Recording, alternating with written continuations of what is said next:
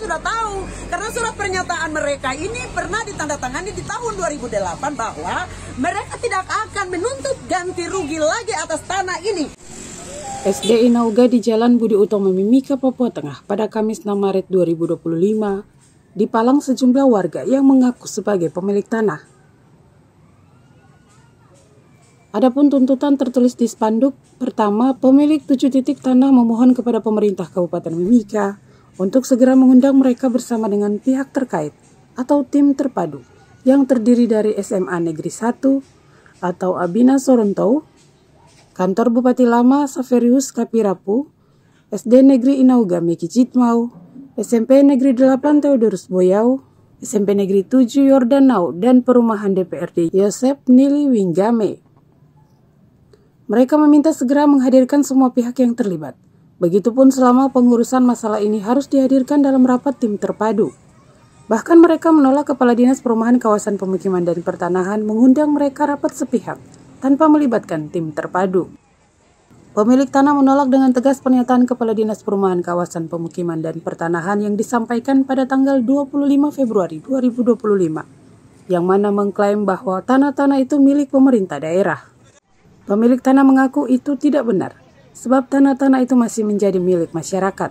Bahkan mereka pemilik tanah siap untuk membuka bukti-bukti otentik di depan tim terpadu. Sementara itu, Kepala SD Inauga Diana Domakubun menyampaikan kekesalannya karena pemalangan tersebut anak-anak menjadi korban. Bahkan ia kecewa dengan pihak kepolisian yang mestinya harus bertindak membuka palang sekolah. Sebab pada tahun 2007 sudah ditandatangani pernyataan bahwa pemilik hak ulayat tidak akan menuntut ganti rugi atas tanah ini karena Pemda sudah membayar 600 juta rupiah. Kami dari pihak sekolah dalam hal ini sebagai guru maupun anak-anak didik kami itu tidak perlu harus dikorbankan demi untuk kepentingan mereka. Jadi pada saat ini kami proses belajar mengajar ini harus berjalan, tidak perlu harus dipalang seperti ini. Jadi harapan saya sebagai pimpinan satuan pendidikan di sini, palang ini mereka buka karena mereka ini punya urusan dengan pemerintah, bukan dengan anak-anak ataupun anak-anak sekolah. Jadi dari kemarin mereka memang palang dan suami saya sendiri yang buka palangnya. Kenapa dari tadi mereka tidak mau pergi di kantor polisi? Saya sudah tahu. Karena surat pernyataan mereka ini pernah ditandatangani di tahun 2008 bahwa mereka tidak akan menuntut ganti rugi lagi atas tanah ini. Karena mereka sudah dibayar oleh pemilik yang punya sertifikat. Dari pemerintah daerah sudah membayar 600 juta kepada pemilik yang punya tanah punya sertifikat.